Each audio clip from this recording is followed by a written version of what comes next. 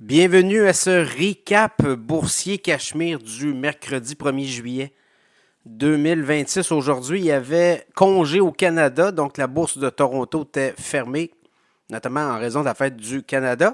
Et du côté américain, Wall Street est ouvert et on a ouvert dans le vert et on a ouvert un peu en double temps et ça s'est terminé en double temps, ça s'est terminé dans le rouge.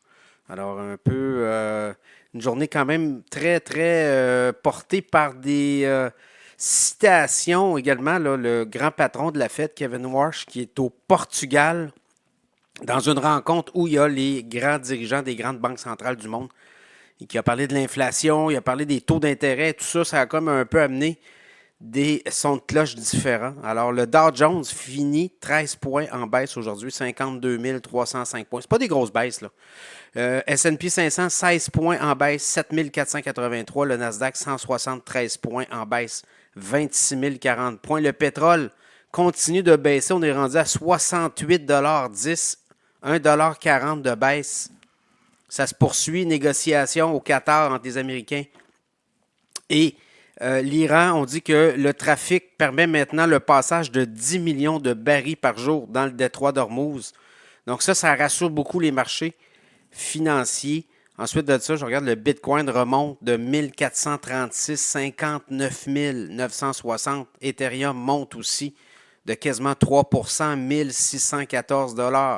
L'or a remonté de 25 $, 4032.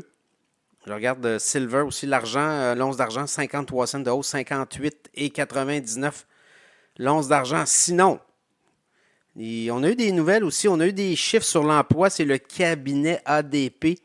C'est un cabinet privé, c'est pas les chiffres officiels. Les chiffres officiels, on va l'avoir demain, puisque vendredi, il n'y a pas de marché boursier aux États-Unis, c'est la fête d'indépendance le 4 juillet, mais on prend le congé le 3. Donc, notez que demain, aux États-Unis, c'est ouvert, mais vendredi, ça ne sera pas ouvert, alors qu'au Canada, on va être ouvert.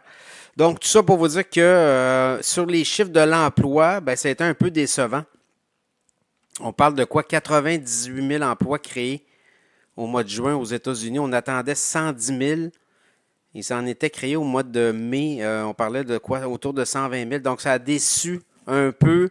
Quoique la veille, on a eu des données aussi sur les nombres de postes qui ont été offerts et il y avait quand même là une hausse importante. Donc, c'est un peu là des signaux, mais demain, on va avoir les chiffres officiels sur l'emploi aux États-Unis. Sinon, il y a eu comme un renversement. Aujourd'hui, les microprocesseurs, les puces électroniques, tout ça, Micron, Sandisk, ça a diminué. Mais à l'inverse, là, si vous regardez un peu Meta qui annonce qu'on va éventuellement monétiser tous les centres de données, les investissements là-dedans, ben, ça a fait monter Meta. Il y a Palantir aussi qui en a profité. Donald Trump a dit qu'il avait acheté entre 100 000 et 250 000 $ d'actions du groupe. Alors, ça a fait monter le titre de Palantir aujourd'hui. Je regarde Meta monter, Amazon, Tesla, Nike aussi. Nike, des bons résultats. On regarde, c'est sûr que les revenus de la Chine, ça diminue parce qu'il y a de plus en plus de compétition là-bas. Mais somme toute, pour Nike, c'est des bons résultats. Donc, je regarde crypto monter, Coinbase, stratégie, Robinhood. On a profité de tout ça. Et bon, on va voir demain là, si on est capable de renverser la tendance. On va voir les chiffres sur l'emploi. Donc, au final, je regarde du côté canadien, les gagnants, là, Celestica, 6,1% de hausse. First Quantum Mineral, 4,3%. Nutrient, 2,7%. Power Corp, 2,2%. Tech Resources, 2,2%. Lundin Mining, 1,9%. Là, à l'inverse, les perdants au Canada, Rogers Communication, 4,6% de baisse. Constellation Software, moins 3,5%. TransCanada Énergie, 3,5%. Le pétrole, BCE, 3,5 de baisse. Enbridge, 2,2. TELUS, 2,2. Aux États-Unis, les gagnants du jour, Applovin, quasiment 9,6% de hausse. Meta, 8,8. Robinhood, 8,4. Palantir, 7,8. Stratégie, 7,5. ServiceNow, 6,6. Nike, 5%. Netflix, 3,9.